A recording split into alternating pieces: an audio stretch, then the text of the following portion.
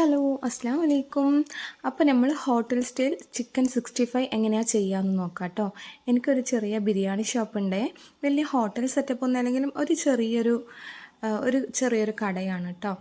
അപ്പോൾ അതിനെ നമുക്ക് ആദ്യം ചിക്കൻ ചെറുതായി കട്ട് ചെയ്തത് നന്നായി വെള്ളം ഡ്രെയിൻ ചെയ്യാനായി വെക്കാം കേട്ടോ. മാക്സിമം ചെറിയ പീസായി എടുക്കുകയാണെങ്കിൽ പെട്ടെന്ന് മസാല പിടിക്കും കേട്ടോ.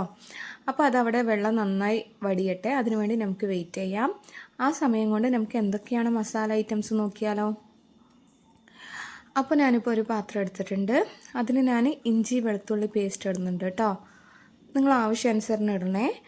അപ്പോൾ വീഡിയോ ഒന്ന് ഇഷ്ടപ്പെട്ടാൽ ലൈക്ക് ചെയ്ത് ഷെയർ ചെയ്ത് സബ്സ്ക്രൈബ് ചെയ്യണം കേട്ടോ. അപ്പോൾ ഹോട്ടൽ സ്റ്റൈൽ ഫുഡൊക്കെ നിറയെ നമ്മുടെ വീഡിയോയിൽ കാണാൻ പറ്റും കേട്ടോ. അപ്പോൾ ആവശ്യത്തിനനുസരിച്ച് ഞാനിവിടെ കാശ്മീരി ചില്ലി പൗഡറാണ് ഇടുന്നത്. പിന്നെ പെരുംജീരക പൊടിയാണ് കേട്ടോ. ഇത് പെരുംജീരക പൊടി ചില്ലിക്ക് മസ്റ്റാണ് കേട്ടോ. പിന്നെ ആവശ്യത്തിന് ഇവിടെ ഉപ്പിടുന്നുണ്ടേ. ഞാനിപ്പോൾ ഇവിടെ ഒരു 3 കിലോ ചിക്കനും ബീഫും കൂടി എടുക്കുന്നത് കൊണ്ടാണ് ഇപ്പോൾ ഇത്രയും ഉപ്പിട്ടത് കേട്ടോ. നിങ്ങൾ ആവശ്യാനുസരണം ഇട്ടാൽ മതിയേ. പിന്നെ ഇതൊരു സീക്രട്ട് മസാലയാണ് കേട്ടോ. വീഡിയോ സബ്സ്ക്രൈബ് ചെയ്ത് കമൻറ്റിൽ പറഞ്ഞാൽ ഞാനത് നിങ്ങൾക്ക് പറഞ്ഞുതരാം കേട്ടോ. അപ്പോൾ ഇതിട്ടിട്ട് നന്നായി മിക്സ് ചെയ്യാം. പിന്നെ നിങ്ങൾക്ക് വീട്ടിൽ ചെയ്യുമ്പോൾ ആവശ്യത്തിനനുസരിച്ച് വേണമെങ്കിൽ പച്ചമുളക് ചതച്ചതും ഇടാം കേട്ടോ. പിന്നെ ഞാനിവിടെ ചെറുനാരങ്ങയ്ക്ക് പകരം വിനീഗറാണ് കേട്ടോ ഒഴിക്കുന്നത്. ചെറുനാരങ്ങ ഒഴിക്കുമ്പോൾ ഒരു കശപ്പടിക്കും. അതുകൊണ്ടാണ് നമ്മളിവിടെ ചെറുനാരങ്ങയ്ക്ക് പകരം വിനീഗർ യൂസ് ചെയ്യുന്നത് കേട്ടോ. അതൊന്ന് ട്രൈ ചെയ്ത് നോക്കണേ. അപ്പോൾ മസാല നന്നായി പുരട്ടിയിട്ട് ഒരു 5 മിനിറ്റ് അങ്ങനെ വെക്കണേ. ഉപ്പും എല്ലാം കൂടി ഒന്ന് നന്നായി മെൽട്ടാവാനായിട്ടാണ് കേട്ടോ.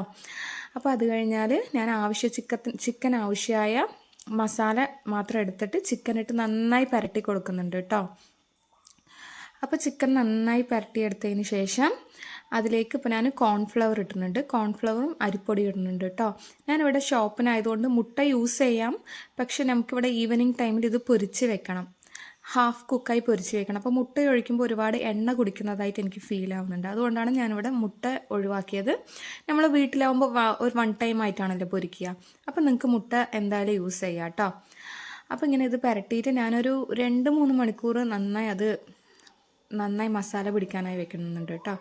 ഇപ്പോൾ ഒരു പാനിൽ കുറച്ച് കറിവേപ്പില ഇട്ടിട്ട് നമുക്ക് ചില്ലി പൊരിച്ചെടുക്കാം കേട്ടോ. ഞാൻ പറഞ്ഞല്ലോ കടയ്ക്കായതുകൊണ്ട് നമുക്കൊരു ഹാഫ് കുക്കിൽ ആദ്യം പൊരിച്ചെടുക്കണം കേട്ടോ.